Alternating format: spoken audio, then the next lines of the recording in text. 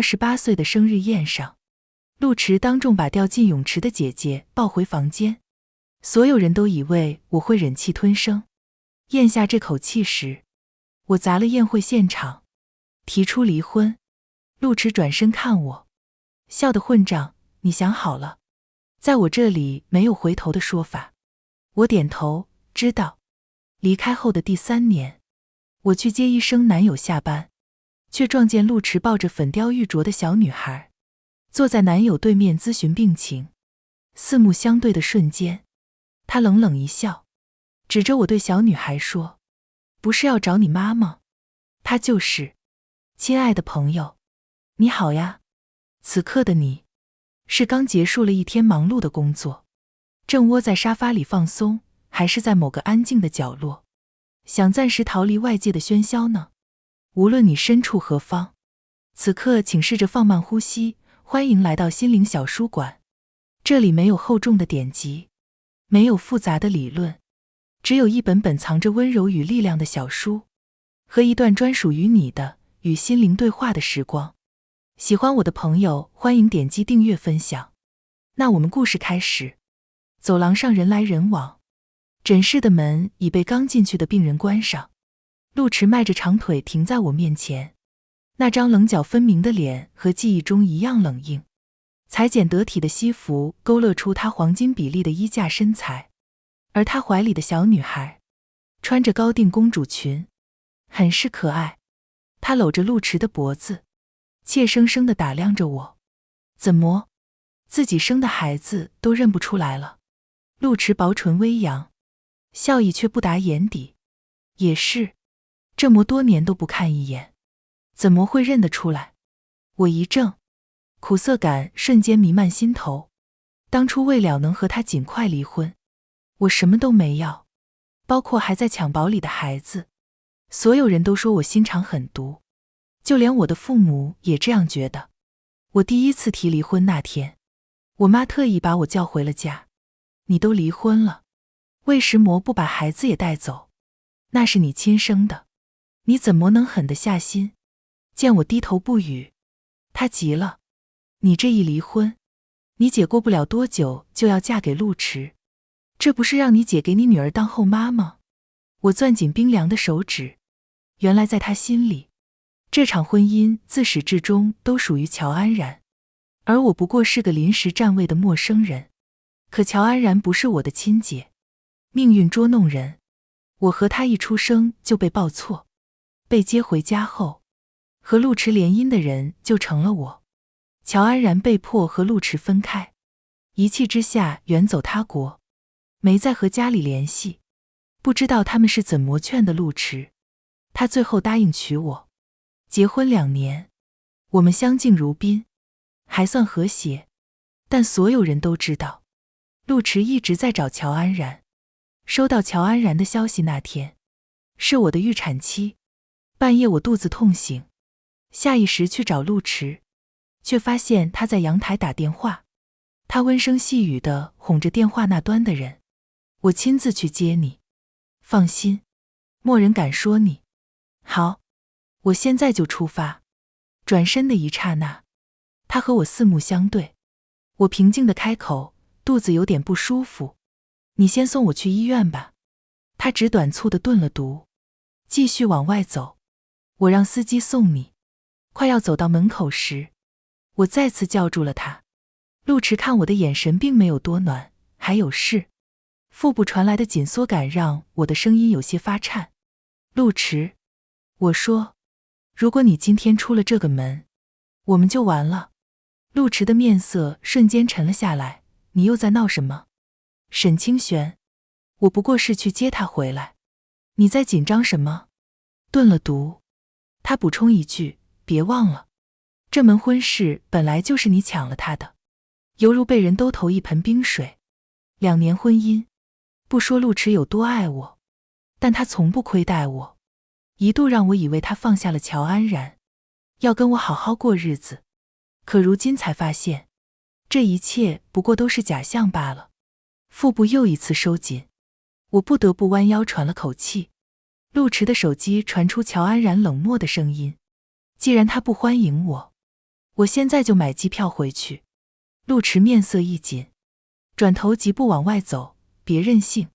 我马上道：乔安然，你敢走试试。说话间，人已经走出家门，门开了又关，隔绝他所有的霸道和偏爱。我扶着落地窗，试图缓解疼痛，但疼痛非但没有缓解，肚子反而有下坠感。紧接着，有温热的液体顺着大腿流下。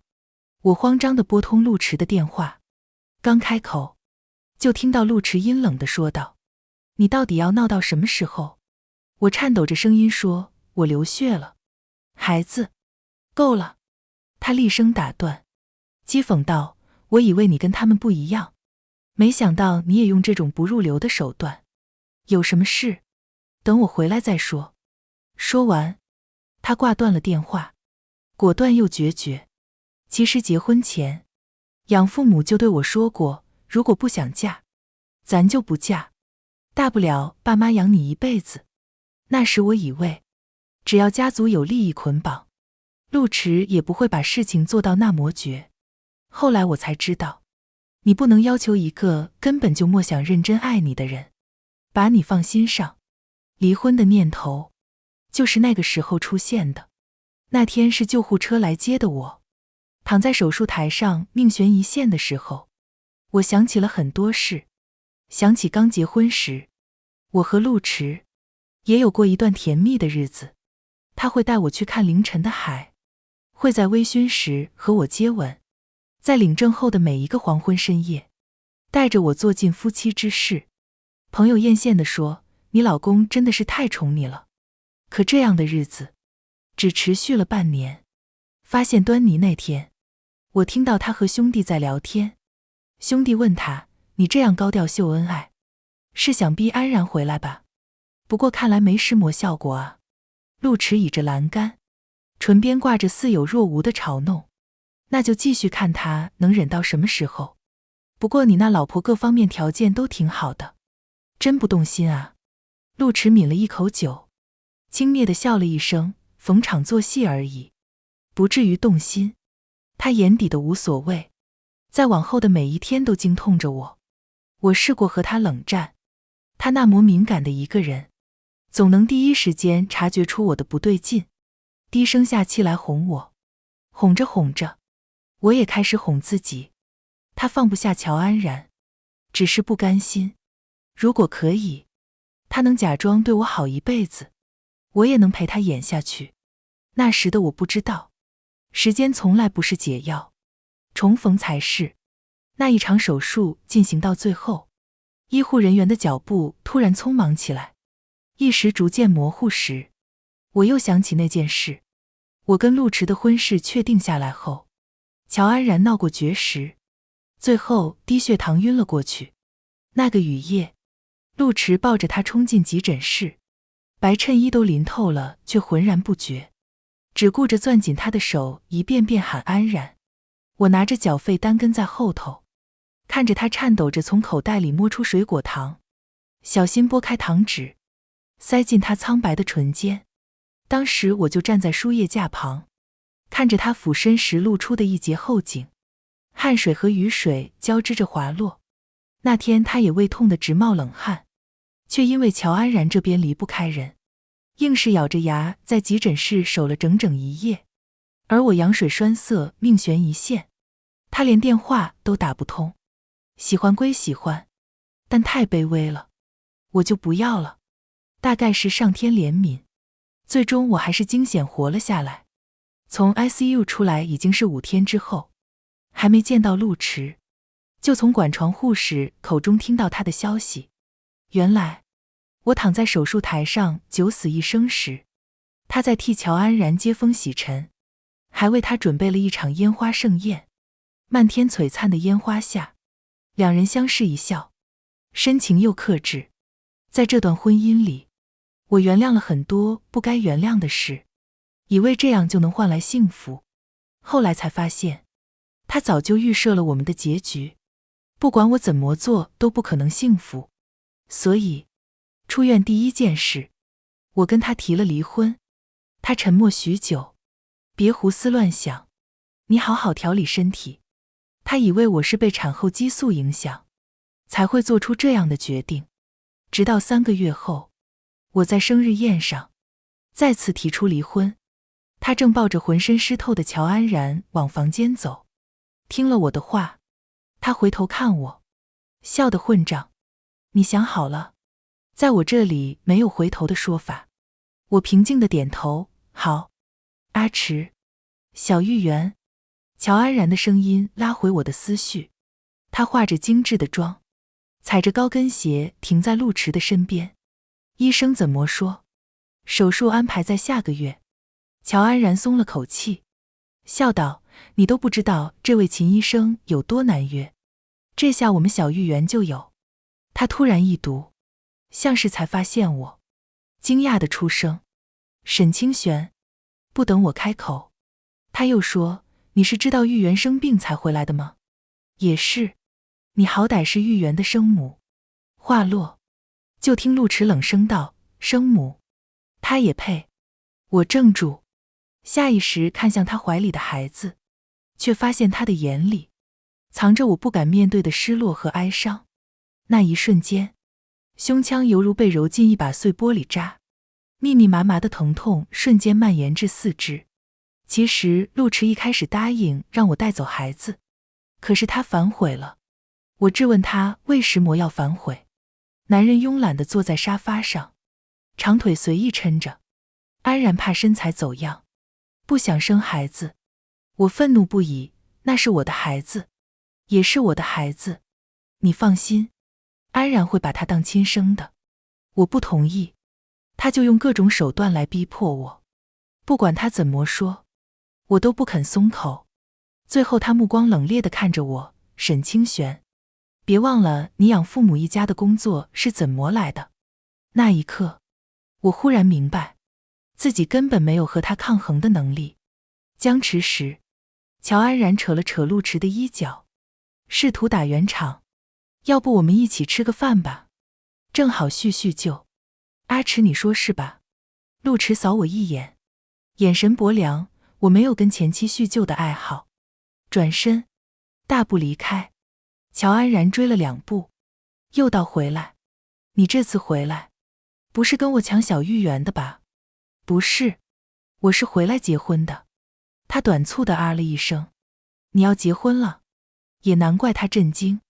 我跟陆池离婚2年，他们至今还没领证办婚礼，而我又一次跑在他的前面，但他却反常地长舒一口气，恭喜你啊。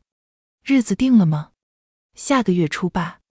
他犹豫片刻，又问，这件事你还莫跟爸妈说吧？你要不问问爸妈的意见再说吧。然而当晚，我就接到了父母的电话，让我回家一趟。一进门，我妈就拉着脸质问，你还回来做什么？当初走的时候不是很硬气地说不会再回来了吗？还有，你要跟谁结婚？家里条件怎么样？人家知道你结过婚生过孩子吗？曾经我以为家是港湾，而我这些年经历的风雨都是这个家带来的。父母都盼着孩子过得好，唯独我的亲生父母最懂往我的伤口上撒盐。尽管早已知道他们不待见我，可听到这些话，我也没忍住眼眸微红，一抹痛苦压得我喘不过气。见我不说话，乔安然忙拉住我妈，话却是对我说的，清玄你就说句话吧，妈也是为了你好，要是对方不知道，你还是早点跟人家坦白吧。我勾唇，语气嘲讽，别拿他跟你们相提并论，你们不配。话落，父母同时厉喝出声，你在说什么？你再说一遍。与此同时，陆池的声音传来，发生什么事了？循声望去，就见陆池站在楼梯转角处，牵着小玉圆。乔安然迎了上去，很自然地接过了玉圆的手，对陆池说，阿池，清玄要结婚了。陆池的嗓音一如既往的淡漠，哦，恭喜。乔安然，我也是这样说的，恭喜他找到真爱。对了，清玄，你今天怎么没把男朋友带回来？吃饭就不必了。他很忙。我拿出请柬放在茶几上，这是我们的请柬，来不来？你们随意。还有，以后没事就不要叫我回来了。转身往外走时，和小玉媛对上视线，我脚步一读，她动了动唇，像是在说妈妈。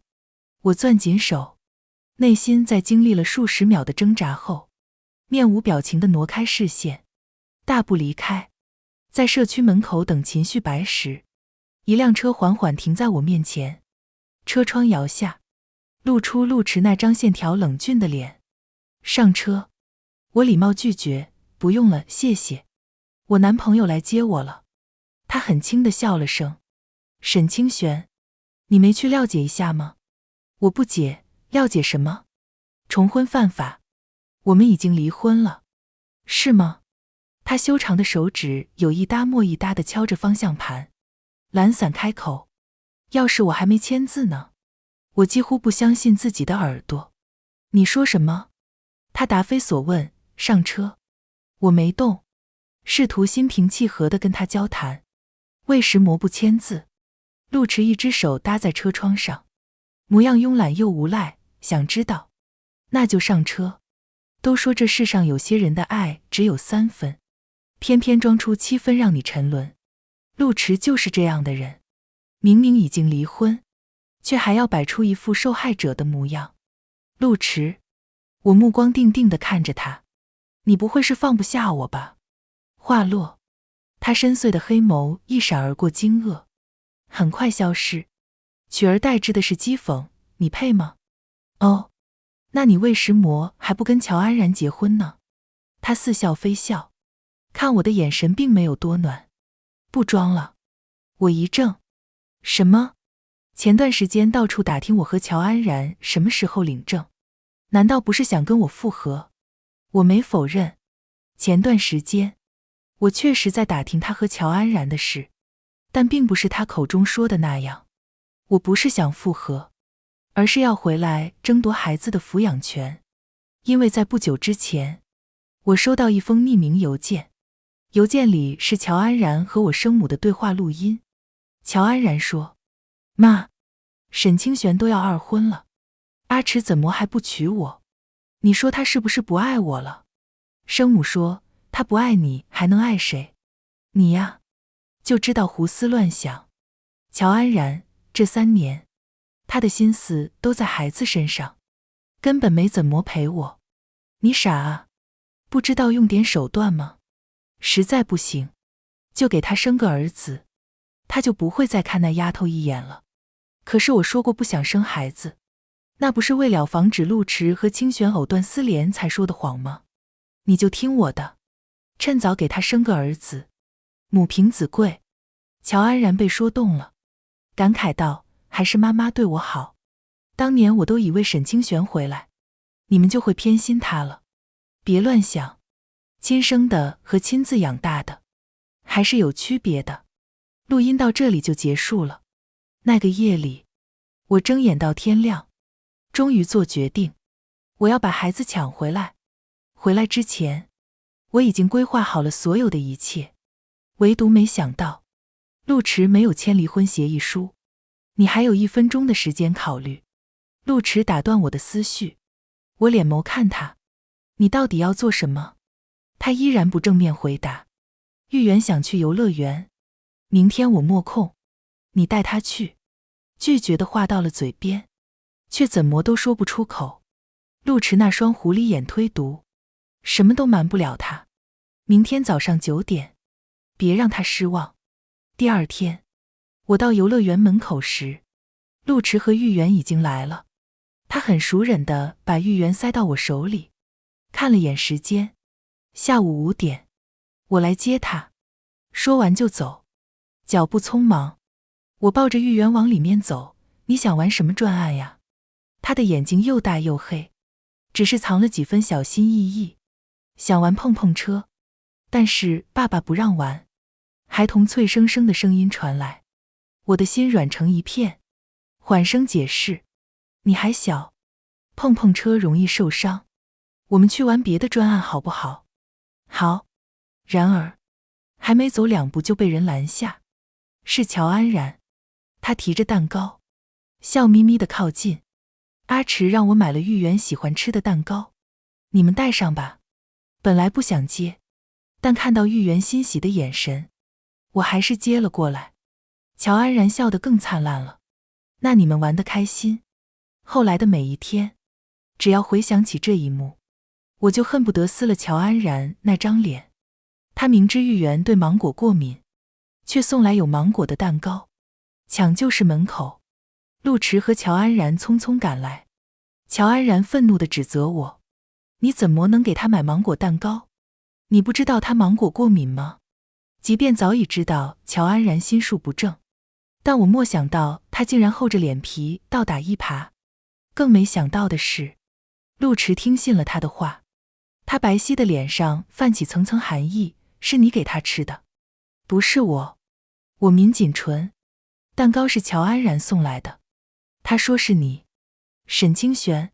乔安然打断我的话，我今天一早就去舞团排练了，怎么可能给你送蛋糕？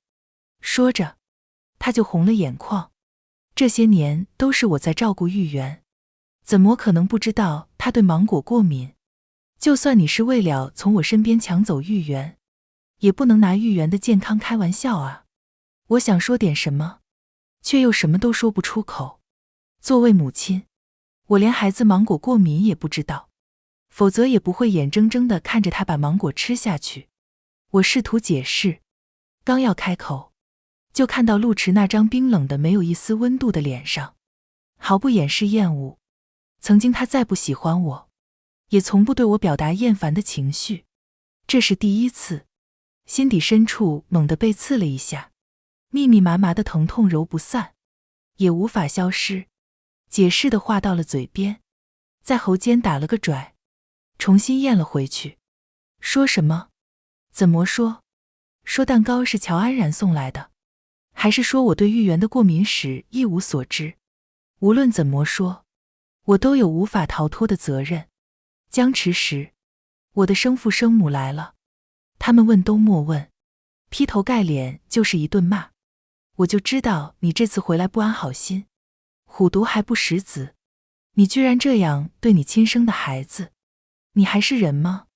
果然是乡下长大的野丫头，就不该把你接回来。我放在身侧的手紧握成拳，脚步如生根。一直都知道他们偏心乔安然，可这次他们问都不问就认定是我的错。明明我才是最大的受害者，却被他们当成了共同的敌人。我死死地咬住嘴唇，血腥味在舌尖弥漫，手脚冰凉。就在我以为自己要被指责淹没时，一道男声犹如天籁降临。够了！白大褂带来一阵风，下一秒，我被来人拥入怀。他握着我的手，指尖烫得惊人，将我检查了一番，这才松了口气，但依然板着脸。连发怒都不敢了吗？我揪着他的衣角，所有的委屈在他出现的那一刻全都涌了上来。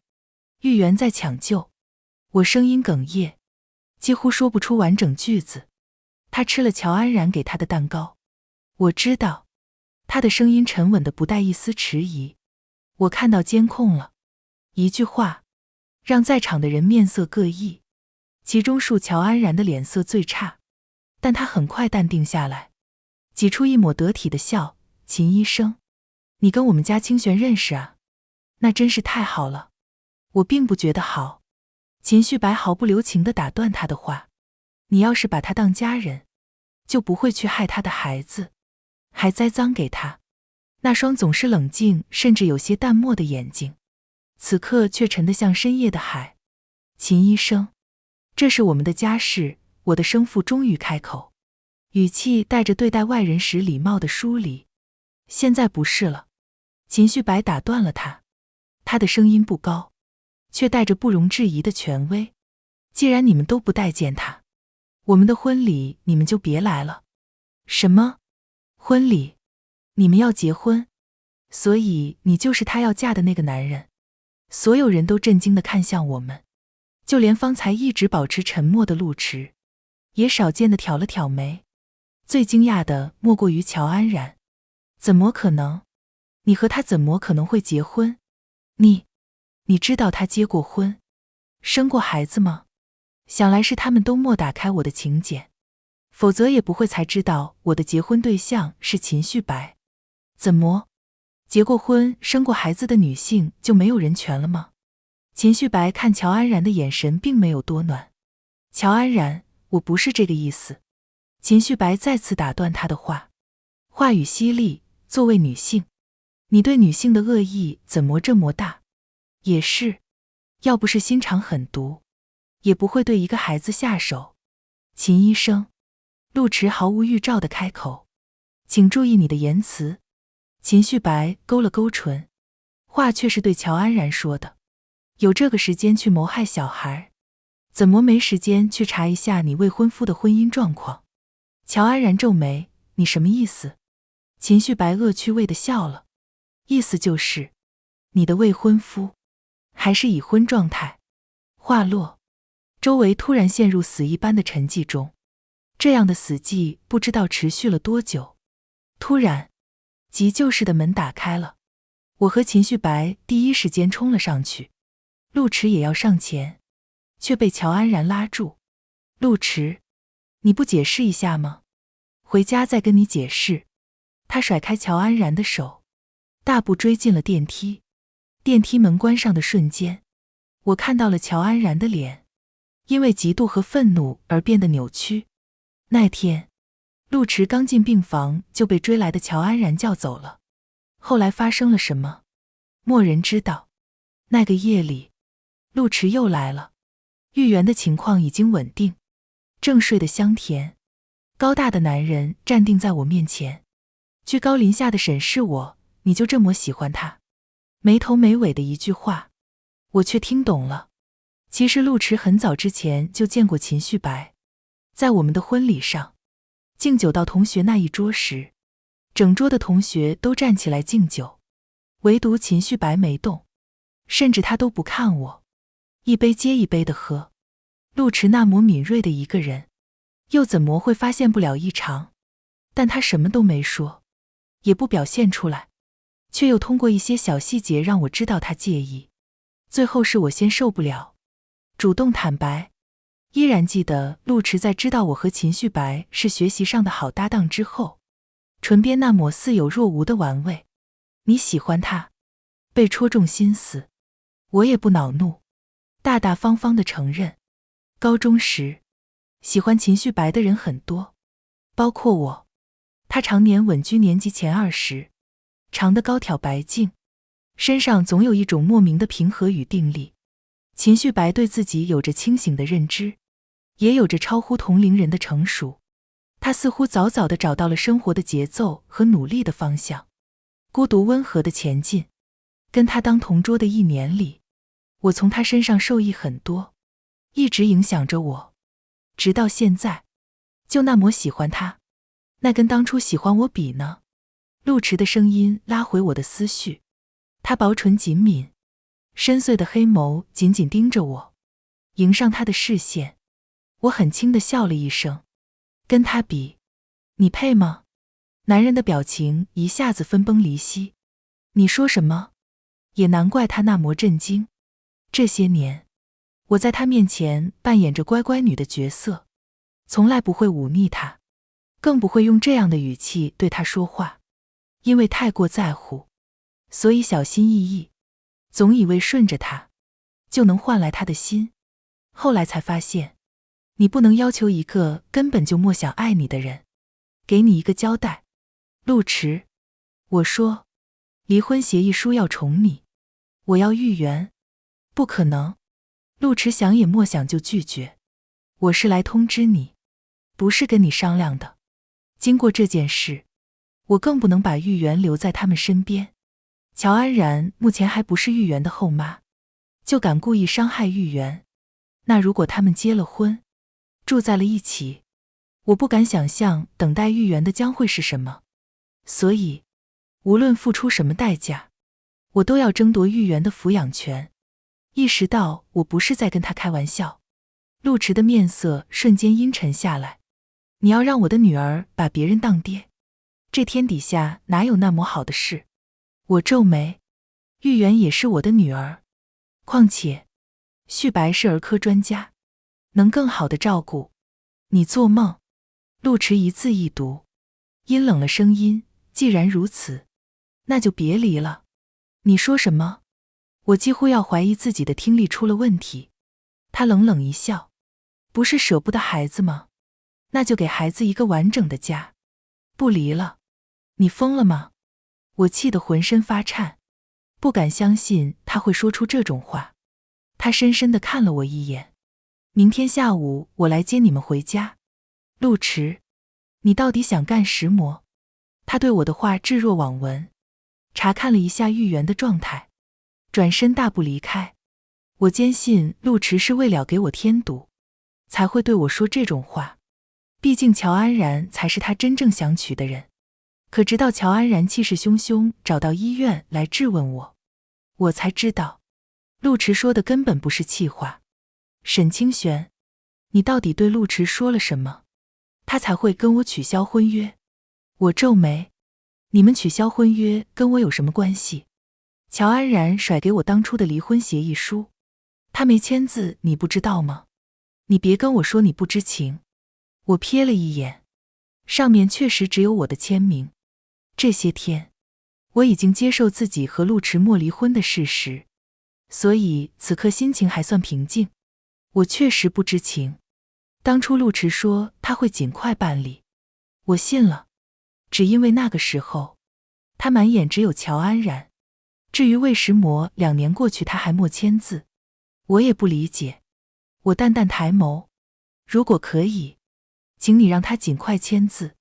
顿了读，我说，重婚犯法，我希望能在我的婚礼前解决。乔安然没想到我是这样的反应，不确定地问，你真不是回来跟他复合的？不是，从我下定决心和他离婚，就没想过回头。他还是不信我。你不是想要你女儿吗？他不肯离婚，你不就能和你女儿一起生活？乔安然，我们合作吧。乔安然没吭声，他眼睛一眨不眨地打量着我，似乎要把我看透。好半晌，他才终于松口，怎么合作？那就看你有什么手段了。你放心，只要他愿意签字，我立马带着玉媛离开。我凭什么相信你？我笑了笑，就凭你不想给我女儿当后妈？他的面色变了好几遍。良久，他说，成交。一言未定，送走了乔安然，我就带着玉媛离开了医院。路上，玉媛睁着她的大眼睛看着我。在她第8次问我去哪里的时候，我把车停在路边，很认真地问她，小玉媛，你愿意跟妈妈一起生活吗？她好奇地问，玉媛可以跟妈妈一起生活吗？当然可以。那以后还会分开吗？不会，再也不会分开。玉媛笑得眉眼弯弯。那我要和妈妈一起生活，永远不分开。我松了口气，告诉她，以后不管谁问你，你都说想和妈妈一起生活，知道吗？她似懂非懂地点了点头。回到家，我就马不停蹄地在网上申诉离婚。不是我信不过乔安然，我信不过陆池。他看似衣冠楚楚，实际上就是个什么事情都还能做得出来的疯子。夜里，我刚哄睡玉媛，门铃就响了。透过猫眼，我看到了陆池，他竟然找到了这里。隔着一道门，我给秦旭白发消息，把这边的情况告诉了他。他大概在手术室，没有回复。想了想，我给乔安然发了消息。消息发出去没2分钟，门外陆池的电话铃声就响了。他接起，不知道对方说了什么。他匆忙离开，在门后站了几分钟，确定陆池不会再回来，我才放心地回房。半夜，我被电话吵醒，是秦旭白的同事。秦医生打架了，你快过来。17岁相识到现在，我印象中的秦旭白，从不轻易和别人正面起冲突，急匆匆往医院赶，路上反复回想秦旭白同事说的话。他说那个陆总来找他，二话不说就对他动手，秦医生一下都莫还手，然后就进医院了。下手是真狠啊，把他打的。算了，你去看看就知道了。我没想到陆池也在医院，正要推门进去，陆池的声音先一步传来，为了这么个女人，值得吗？秦旭白过了很久才开口，知道我为什么不还手吗？因为这样，他争取抚养权的概率就大了。陆池冷笑，他到底哪里来的魅力，值得你这样做？秦旭白不答反问，当初他收到的那个录音是你发的吧？你以为他只是闹脾气出走，拖了这么多年不离婚，他就能回心转意？下一秒，他的语气带了一丝幸灾乐祸。陆总，哄老婆可不能隔夜，更何况你都隔年了。陆池脸色铁青，却是一句话都莫反驳。他离开时，我躲进了隔壁的病房，等他走远了，我才进了秦旭白的病房。看到我，他下意识躲无可躲。他心虚地问我，你怎么来了？我没好气道，我要是不来，怎么知道你被打成这样了？见到秦旭白，我才知道他同事说陆池下手狠，到底有多狠。秦旭白左手打着绷带，头上缠着纱布，眼角青了，嘴角也青了。报警吧，我说，申请伤情鉴定，告他。清玄，秦旭白欲言又止，要是我不愿意，他伤不了我半分。我板着脸，可你现在受伤了。秦旭白，下次我会还手的。我被气笑了，你还想有下次？秦旭白住院的这段时间，我带着玉媛在医院照顾他。我没想到的是，玉媛很喜欢秦旭白，只要我一不注意，他就爬到了病床上，坐在秦旭白身边让他讲故事。每当我生气，一大一小就笑眯眯地对我撒娇，日子倒是过得温馨又和谐。秦旭白出院那天，伤情鉴定报告也出来了。秦旭白把打架的监控和伤情鉴定交给我，让我去跟陆池打官司。可谁也没想到，在我提交证据之前，陆池先让人把离婚协议书送了过来。协议书的内容和之前那份不一样，添加了抚养权的归属和抚养费相关条款，金额那一栏空了出来，随我填写。协议书的最后，陆池已经签好了字。我不知道陆池为什么突然改变了主意，但他愿意协议离婚，我也省心。1个月的冷静期，说长不长，说短也不短。办理手续的那天，我见到了陆池，他收拾得干干净净，和领证那天一样，穿着一套黑色西装。看到我和秦旭白带着玉媛一起来的，他先是怔了怔，然后看向玉媛。玉媛欢快地和他打招呼，爸爸。大白爸爸说我过2天就可以出院了。是的，在这个冷静期内，玉媛完成了手术，秦旭白亲自操刀，手术很顺利，玉媛恢复得很好。只不过，陆池只在玉媛手术那天去了医院，就再也没有去看过她。陆池想抱她，但手伸到一半又缩了回去。秦旭白见状，对我说，我带着孩子到处走走，你办理完了喊我。好。本以为领证会很麻烦，但没想到出奇的顺利。离婚证拿到手的那一刻，我如释重负地松了口气。走出民政局大门，我看到秦旭白抱着玉媛在草坪上捡树叶，正要朝他们走过去，就听到陆池在身后喊我，不说点什么吗？我愣了愣，下意识道，祝你离婚快乐。他抿唇，沈清玄，如果当初我不答应离婚，你是不是就不会走？想了想，我说，陆池你知道吗？那个时候，乔安然回来后，你都懒得假装爱我了。我不是死缠烂打的人，所以我收回我的热情，礼貌退场。一扇不愿意为我开启的门，再敲就不礼貌了。那一天，秦旭白的车开了很远，还能看到陆池站在门外发呆。至于他在想什么，与我无关。我抱紧了熟睡的玉媛，和秦旭白相视一笑，他的语气中带着小得意，老婆果然还是要自己追。番外篇，陆池发现自己不爱乔安然那天，是秦旭白出院的日子。他鬼使神差地开车去了医院，却被乔安然拦在了停车场。他质问陆池：你每天都来医院，不会是才发现放不下沈清玄吧？这段时间，乔安然变着法子和他提结婚的事，但陆池每次都敷衍过去。他跟了他大半个月，发现他常常躲在病房外，像个偷窥者一样窥探沈清玄和秦旭白的互动。准确来说，还有小玉媛，他们三人的互动温馨和谐，没有人比他们更像一家三口。甚至小玉媛在秦旭白面前，都比在陆池身边快乐。一开始，乔安然以为陆池看到这个画面会死心，可他就像上瘾了一样，每天来，每天看，但什么都不做。他忍不了了，打算跟陆池摊牌。可他没想到的是，陆池居然承认了。你知道我和沈清玄还没离婚吧？我不会和他离婚的。乔安然难以置信。你什么意思？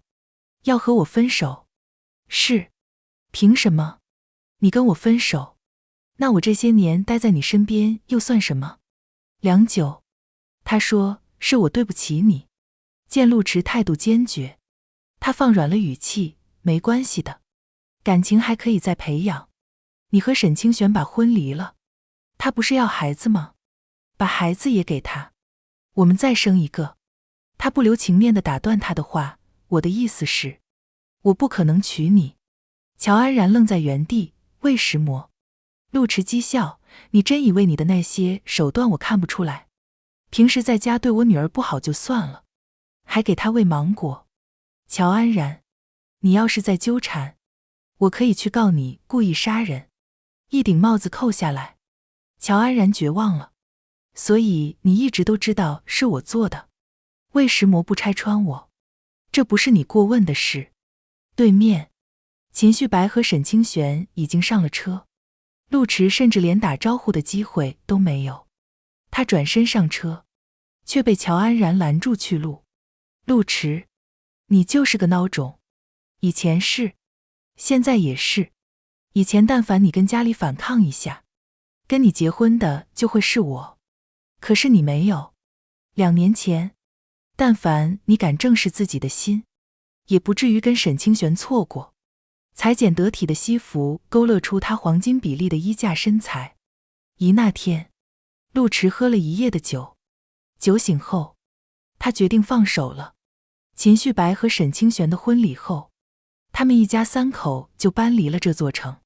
而陆氏集团总裁陆池莫再娶妻，他的兄弟劝他，池哥，人家都结婚生子，这么多年也该放下了。男人眼眸微红，一抹痛苦压得他喘不过气。你让我怎么放下？2人在一起的2年，他以为是逢场作戏，殊不知，他的一颦一笑早就刻入了他的骨子里。午夜梦回时，他眼中的绝望和破碎竟痛着他，一遍又一遍。今天的心灵小书馆到这里就要和大家说再见了，记得把这份温暖也分享给身边需要的人。喜欢我的朋友欢迎点击订阅分享，让更多人能在文字里找到慰藉。下一期心灵小书馆，我们会带着新的温暖文字与你相遇，不见不散呀，亲爱的朋友。